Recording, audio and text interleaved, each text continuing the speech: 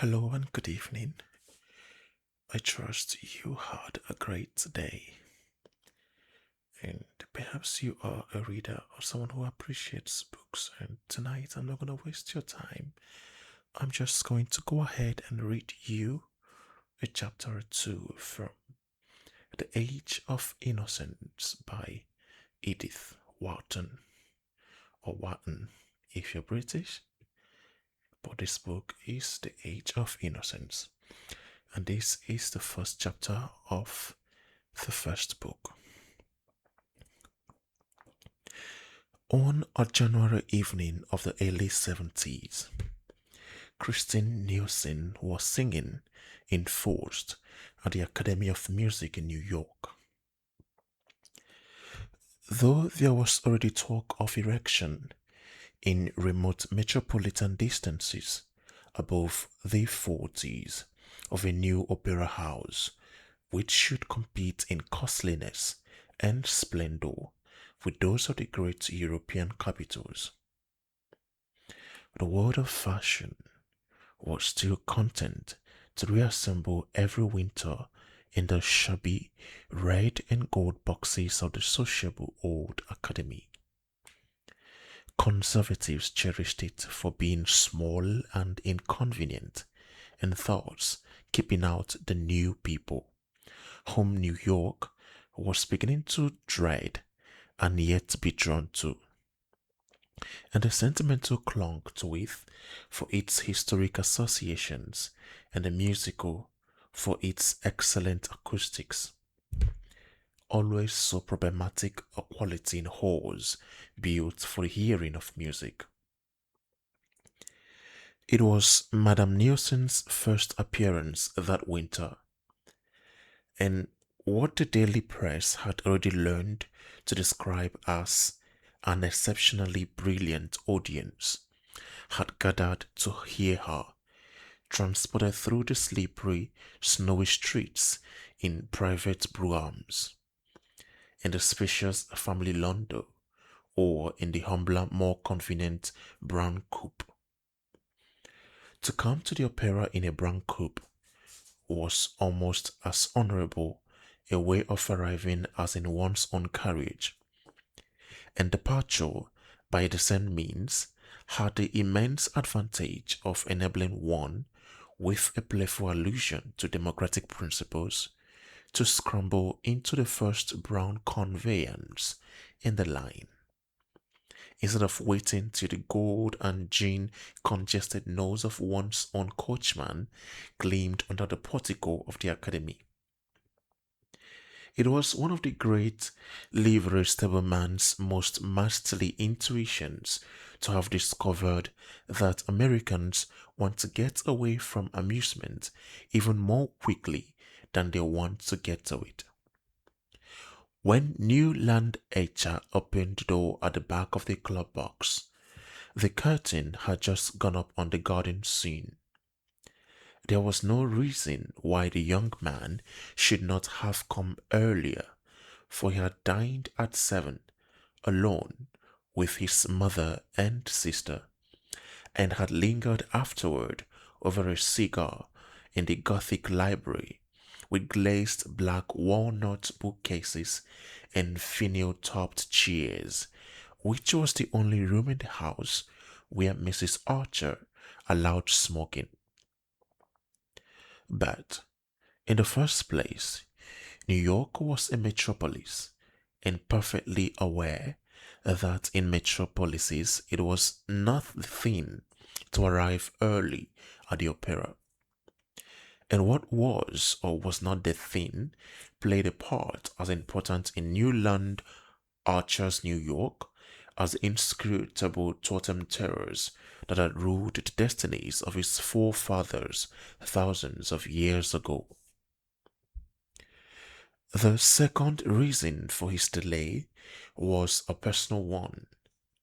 He had dawdled over his cigar because he was at heart art dilettante, and thinking over a pleasure to come often gave him a subtler satisfaction than its realization. This was especially the case when the pleasure was a delicate one, as his pleasures mostly were. And on this occasion, the moment he looked forward to was so rare and exquisite in quality that, well, if he had timed his arrival in accord with the prima donna stage manager, he could not have entered the academy at a more significant moment than just as she was singing, "He loves me not, he loves me," and sprinkling the falling daisy petals with notes as clear as dew. She sang, of course, "Mama," and not "He loves me," since an unutterable and unquestioned law of the musical world required that the German text of French operas sung by Swedish artists should be translated into Italian for the clearer understanding of English-speaking audiences. This seemed as natural to Newland Archer as all the other conventions on which his life was molded, such as the duty of using two silver-backed brushes with his monogram in blue enamel to part his hair, and of never appearing in society without a flower, preferably a gardenia, in his buttonhole. "Mama, non mama," the prima donna sang, and "Mama," with a final burst of love triumphant, as she pressed the disheveled daisy to her lips and lifted her large eyes to the sophisticated countenance of the little brown Foscapou, who was vainly trying in a tight purple velvet doublet and plumed cap to look as pure and true as his artless victim. Newland Archer, leaning against the wall at the back of the club box, turned his eyes from the stage and scanned the opposite side of the house. Directly facing him was the box of old Mrs. Manson Mingott, whose monstrous obesity had long since made it impossible for her to attend the opera, but who was always represented on fashionable nights by some of the younger members of the family. On this occasion, the front of the box was filled by her daughter-in-law, Mrs. Lovell Mingott, and her daughter, Mrs. Welland, and slightly withdrawn behind these brocaded matrons sat a young girl in white with eyes ecstatically fixed on the stage lovers, as Madame Newson's mamma thrilled out above the silent house. The boxes always stopped talking during the daisy song. A warm pink mounted to the girl's cheek, mounted her brow to the roots of her fair braids, and suffused the young slope of her breast to the line where it met a modest tulle toca fastened with a single gardenia. She dropped her eyes to the immense bouquet of lilies of the valley on her knee, and Newland Archer saw her white gloved fingertips touch the flowers softly. He drew a breath of satisfied vanity, and his eyes returned to the stage.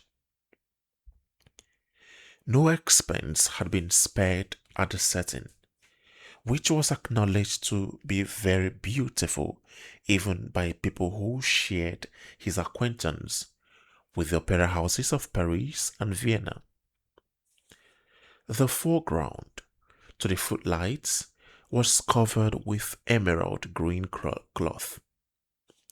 In the middle distance, symmetrical mounds of woolly green moors, bounded by crooked hoops, formed the base of shrubs shaped like orange trees. but studded with large pink and red roses. Gigantic pansies, considerably larger than the roses and closely resembling the floral pen wipers made by female parishioners for fashionable clergymen, sprang from the moss beneath the rose trees, and here and there a daisy grafted on a rose branch flowered with a luxuriance prophetic of Mr. Luther Barberang's far-off prodigies.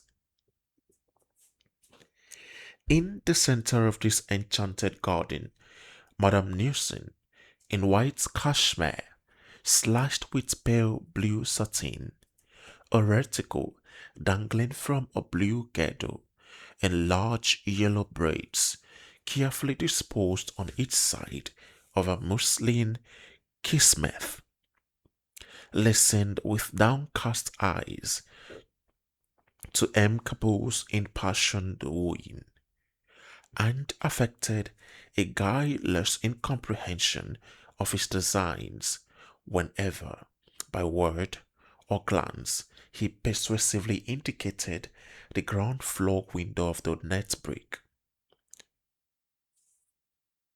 The darling, thought Newland Archer, his glance flitting back to the young girl with the lilies of the valley. She doesn't even guess what it's all about. And he contemplated her absorbed young face with a thrill of possessorship in which pride in his unmasculine initiation was mingled with a tender reverence for her abysmal purity.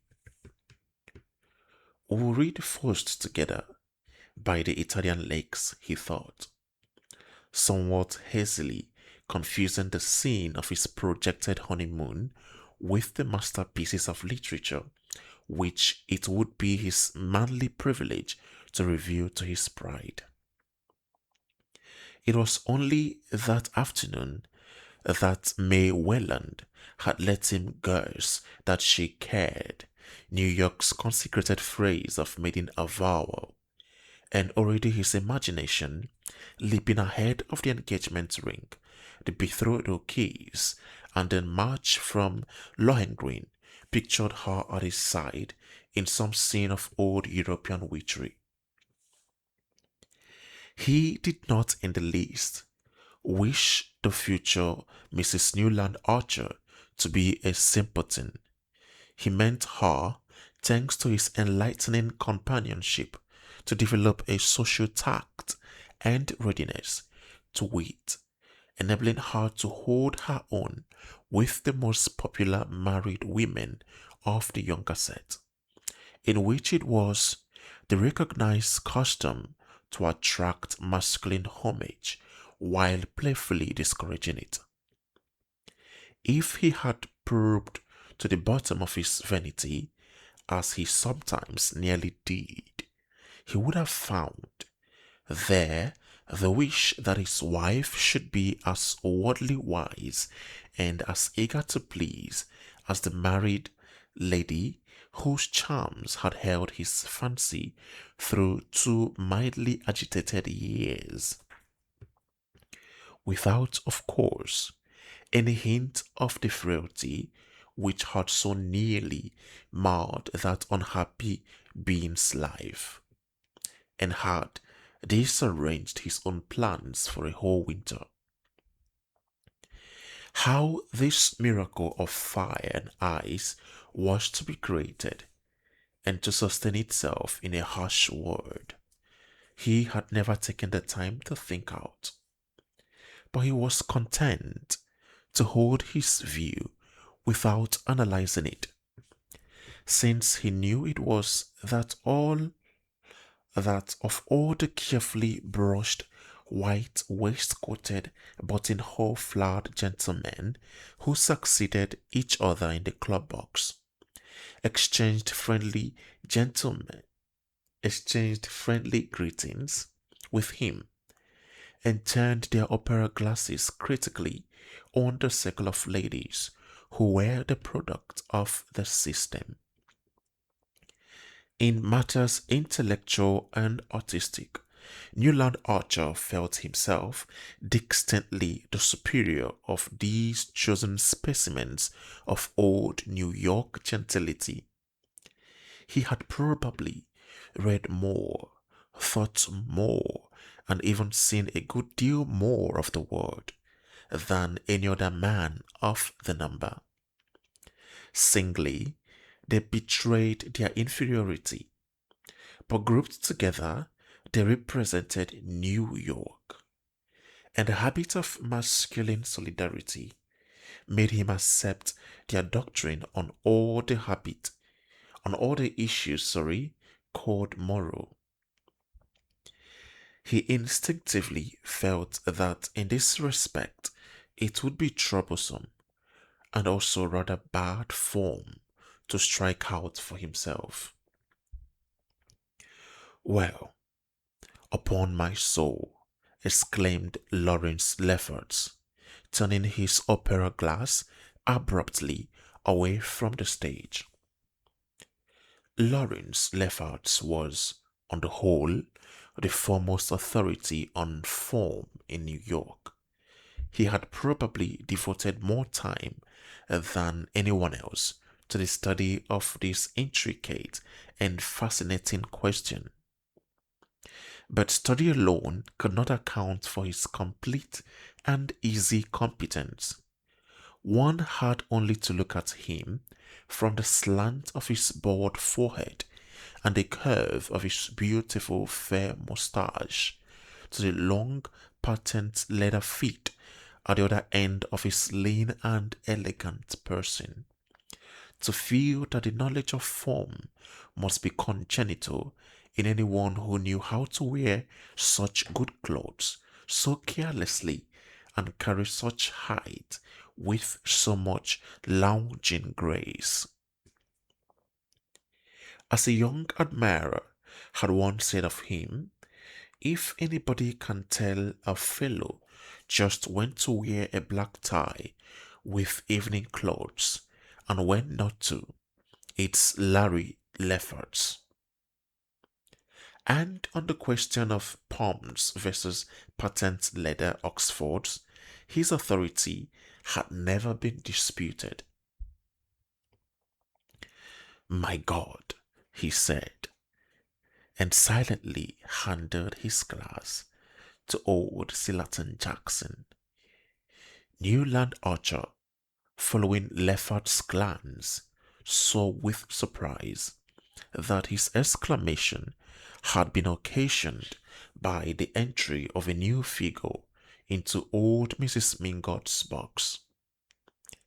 It was that of a slim young woman, a little less tall than May Welland, with brown hair growing in close curls about her temples and held in place by a narrow band of diamonds.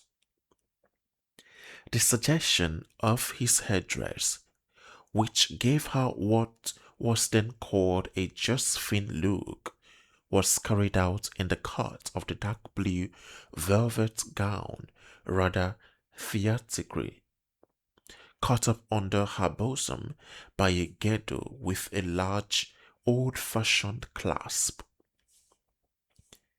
The wearer of this unusual dress, who seemed quite unconscious of the attention it was attracting, stood a moment in the center of the box, discussing with Mrs. Welland the propriety of taking the letter's place in the front right-hand corner.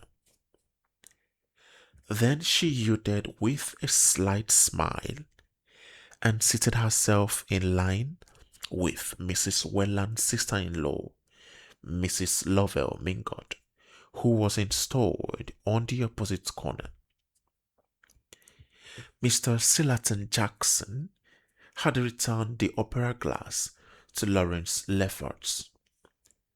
The whole of the club turned instinctively, awaiting to hear what the old man had to say. For old Mr. Jackson was as great an authority on family as Lawrence Lefferts was unformed. He knew all the ramifications of New York's cousinships and could not only elucidate such complicated questions as that of the connection between the Mingots through the Thorleys with the Dallases of South Carolina, and that of the relationship of the elder branch of Philadelphia Thorleys to the Albany Shiverses, on no account to be confused with the Manson Shiverses of University Place, but could also enumerate the leading characteristics of each family, as, for instance, the fabulous stinginess of the younger lines of Leffatsis, the Long Island ones, or the fatal tendency of the Rushworths to make foolish matches, or the insanity recurring in every second generation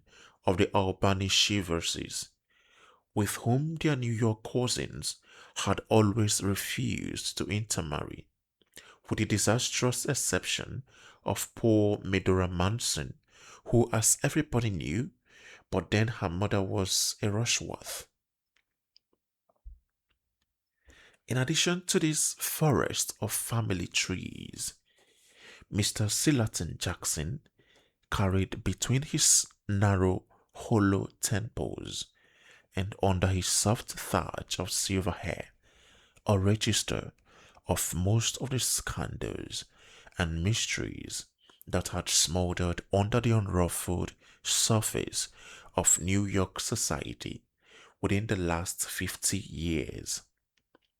So far, indeed, did this information extend, and so acutely retentive was his memory, that he was supposed to be the only man who could have told you who Julius Beaufort, the banker, really was, and what had become of handsome Bob Spicer, old Mrs. Manson Mingot's father, who had disappeared so mysteriously with a large sum of trust money.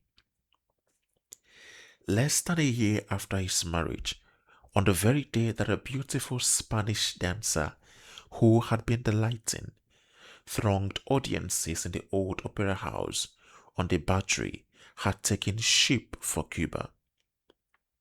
But these mysteries and many others were closely locked in Mr. Jackson's breast, for not only did his keen sense of honor forbid his repeating anything privately imparted, but he was fully aware that his reputation for discretion increased his opportunities of finding out what he wanted to know. The club box, therefore, waited in visible suspense while Mr. Sillerton Jackson handed back Lawrence Lefferts's opera glass. For a moment, he silently scrutinized the attentive group out of his filmy blue eyes, overhung by old veined lids. Then he gave his mustache a thoughtful twist and said simply, "I didn't think the Mingots would have tried it on." And that brings us to the end of the first book of The Age of Innocence by Edith Wharton. Let me know if you want me to continue from book 2, and to support this channel, kindly subscribe, like this video, leave a comment. You can also suggest books that you might want me to read for you, and I will gladly read them and post for you to listen to while you enjoy your beautiful night rest. Thank you for listening one more time, and I'll catch you next time.